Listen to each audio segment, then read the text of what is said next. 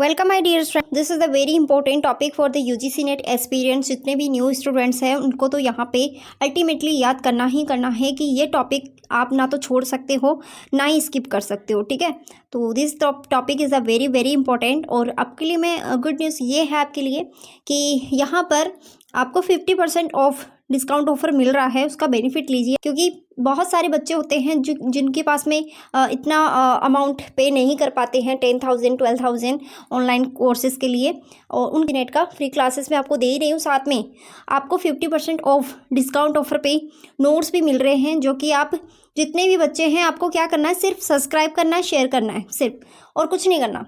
बस सब्सक्राइब और शेयर करते ही आपको 50% ऑफ नोट्स मिल जाएंगे। आपको क्या करना है, व्हाट्सएप मैसेज करना है, लिंक आपको डिस्क्रिप्शन में मिल जाएगा।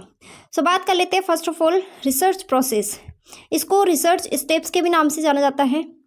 ठीक है, स्टेप नंबर 1, सबसे पहले हम रिसर्च करते हैं तो उसका स्टेप क्या होता है। फर्स्ट स्टेप होता है उसका रिसर्च की क्या प्रॉब्लम है, मतलब कि प्रॉब्लम्स क्या क्या क्रिएट हो रही हैं। ठीक है, इसको और नामों से भी जाना जाता है, यहाँ से क्वेश्चन पुटअप होते हैं। दिस इज़ द वेरी की पॉइंट। ठीक है ना।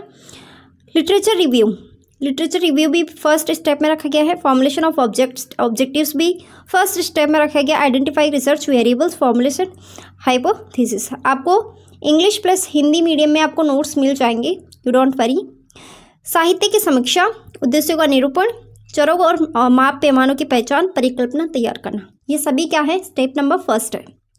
हिंदी मीडियम बच्चों को बहुत ज़्यादा प्रॉब्लम क्रिएट होती है। वहाँ पे हिंदी मीडियम में बहुत सारे ऐसे वर्ड्स होते हैं जो कि समझ में नहीं आता, कन्फ्यूज़न टाइप्स होते हैं। तो मैं यहाँ पे हिंदी मीडियम में भी आपके लिए नोट्स बना के लेके आई।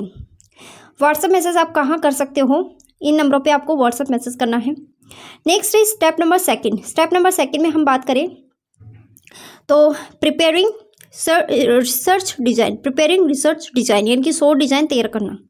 अब इसके अंदर क्या क्या स्टेप्स लिया गया है, इसमें लिया गया है प्रॉब्लम स्ट्रक्चर लिया गया है, स्टडी डिज़ाइन लिया गया है, एक्सपेरिमेंटल रिसर्च लिया गया है, नॉन एक्सपेरिमेंटल स्टडीज़ ली गई हैं।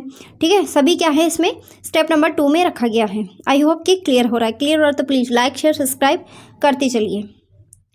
स्टेप नंबर 3 की बात करें तो developing data collection instrument, data के टाइप्स क्या क्या है वो स्टेप नंबर 3 में लिया गया है। मेथड ऑफ डाटा कलेक्शन लिया गया है।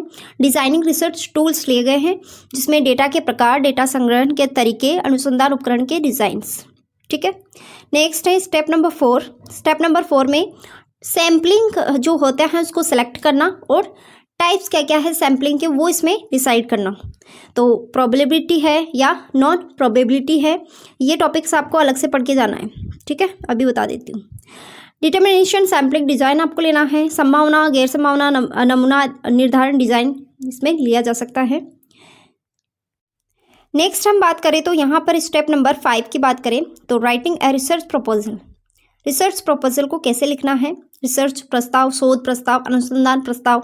ठीक है, इसमें needs, benefit, types of data, justification for the fund and other sources, ये सभी इसमें लिए गए हैं। और ये सभी की पॉइंट्स आपको जो ध्यान में रखना है, आपको ये नाम ना देकर आपसे ये भी पूछा जा सकता है, तो इसलिए मैं ये अलग आपके लिए एक्स्ट्रा नोट्स बना के लेके आई हूँ। ठीक है, नेक्स्ट हम बात कर लेते हैं कलेक्टिंग डाटा, यानी कि स्टेप नंबर 6 में जो डाटा है उसको कलेक्ट करने के लिए बोला गया है।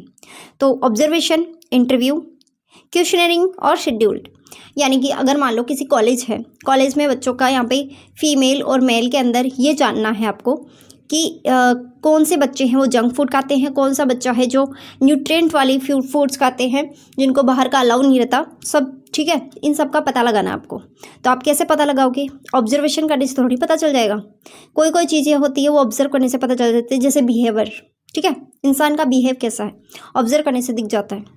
इंटरव्यू की बात करें तो किसी का इंटरव्यू लोगे तभी तो आपको उसके बारे में जान पाओगे।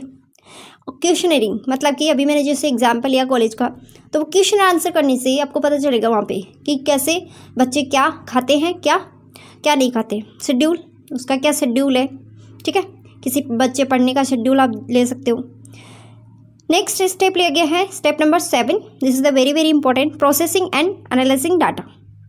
डेटा का प्रसंस्करण और विश्लेषण करना, जिसके अंदर रखा गया है editing and coding, classification of data, tabulation, analysing, hypothesis testing, generalisations. ठीक है, स्टेप नंबर 8 की बात करें तो यहाँ पर लास्ट एंड फाइनल है राइटिंग एंड रिसर्च रिपोर्ट।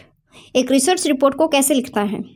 सबसे पहले टाइटल पेज आता है, उसके बाद में टेबल ऑफ कंटेंट आती है, चैप्टर्स होते हैं, अपेंडाइज होते हैं। ज़्यादा सब्सक्राइब करें, शेयर करें और अपने जो हैं जितने भी एक्सपीरियंस है आपके आसपास में उनको बोलो कि मैम आपको फ्री ऑफ क्लासेस आपको प्रोवाइड करा रही है, तो उसका बेनिफिट ज़रूर लें। Thank you so much for watching this video. मिलते हैं नेक्स्ट क्लास में। Keep watching, keep learning.